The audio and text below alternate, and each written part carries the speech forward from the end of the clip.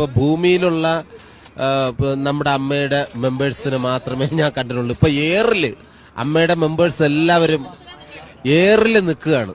ഇപ്പൊ എല്ലാവരും അതിന്റെ ഒരു സന്തോഷമുണ്ട്. അതുകൊണ്ടാണ് ഞാൻ പറയുന്നത്, കൊച്ചുങ്ങൾ എന്നായാലും ആഗ്രഹം പറഞ്ഞ നമ്മളെ കൊണ്ട് പറ്റുവാന്നെ അതങ്ങ് സാധിച്ചു കൊടുത്തേക്കണം.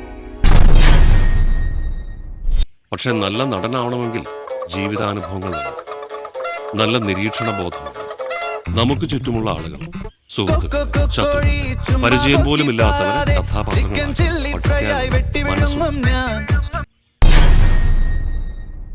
വണ്ടി എവിടെയാണ്?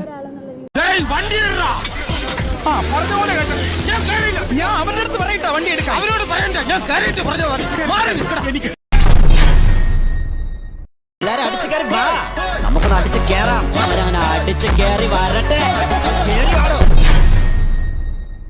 ഞാൻ 8 പെൺകുട്ടികളുടെ ചാരിത്രം നശിപ്പിക്കാൻ ശ്രമിച്ചിട്ടുണ്ട്. അതിൽ 4 വിജയിച്ചിട്ടുണ്ട്. ഒരു കൺട്രോളർ വഴിയാണ് ഞാൻ അദ്ദേഹവുമായി കോണ്ടാക്ട് ചെയ്യാനുണ്ടായത്. ഇനി നീ എങ്ങാനും